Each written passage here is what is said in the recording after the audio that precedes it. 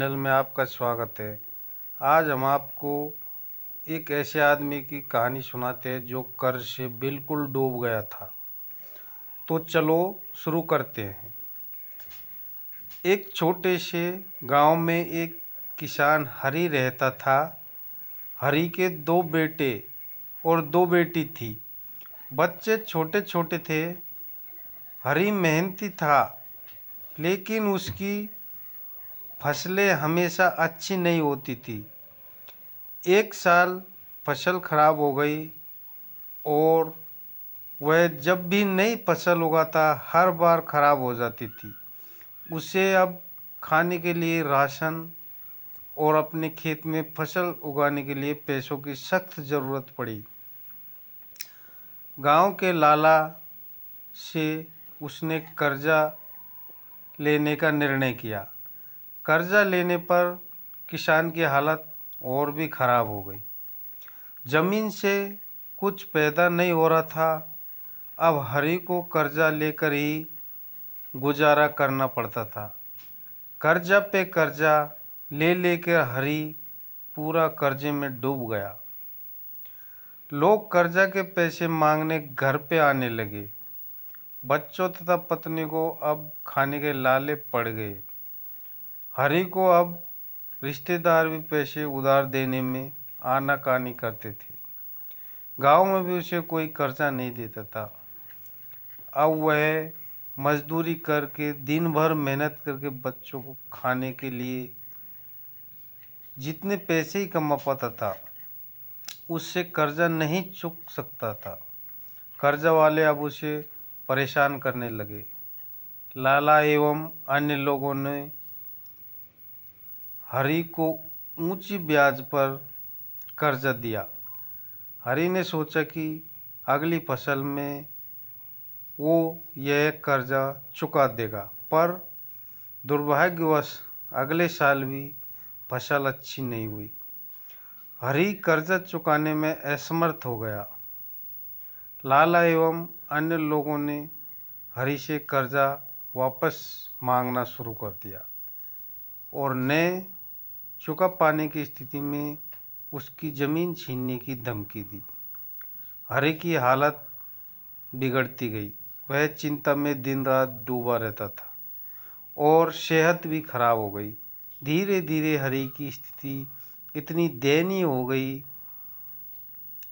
कि उसने अपने जमीन भी गंवा दी, लेकिन कर्जा फिर भी नहीं चुका।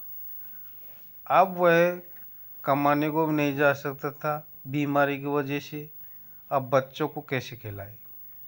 लोग कर्जा वाले घर का सामान उठा कर ले जाने लगे। अब हरी के पास खुद और बीवी बच्चों के अलावा कुछ नहीं था। अब उसने सोचा कि मेरे पास अब कोई चारा नहीं है। वह सुबह जल्दी उठ बच्चों को सोता हुआ छोड़कर अचानक धीरे से घर से निकल गया। थोड़ी देर बाद उसकी पत्नी जागी और हरी के बिस्तर की तरफ देखा। वह नहीं था। उसने आवाज़ लगाई, लेकिन वह नहीं बोली। जाकर देखा तो बिस्तर पर एक चिट्ठी लिखी हुई थी। उसने पढ़ा। उसमें लिखा था कि मैं घर छोड़कर जा रहा हूँ। मैं आपके लिए कुछ नहीं कर सका, मुझे माफ़ कर देना। यह पढ़कर हरी की पत्नी जोर से रोने लगी। आसपास के लोग आए तो हरी की पत्नी ने पूरी बात बताई। गांव वाले ढूंढने निकले। कुछ दूर जाकर देखा कि नदी के किनारे हरी खड़ा होकर नदी में छलांग लगाने वाला ही था कि गांव वालों ने पकड़ लिया। वह रोने लगा कि मेरे पास कोई विकल्प नहीं है इसके अलावा। पत्नी भागते हुई आई और लिपट कर रोने लगी। आपके अलावा हमारा कोई नहीं है, हम भी जी कर क्या करेंगे? गांव वाले लोग हरी की हालत देखकर दुखी थे। वे उसे साथ गांव लेके गए। गांव के बुजुर्गों ने एक सभा बुलाई और यह निर्णय लिया कि सभी लोग मिलकर हरि की मदद करेंगे।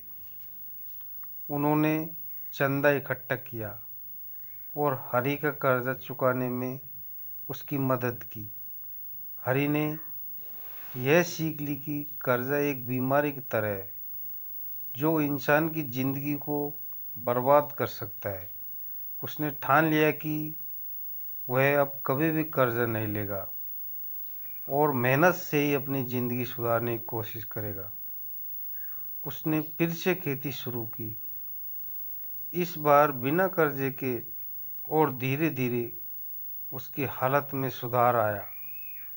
इस कहानी से गांव के बाकी लोगों में भी यही सीखा कि कर्जा लेना आसान है, लेकिन उसे चुकाना बहुत मुश्किल है। सभी ने यह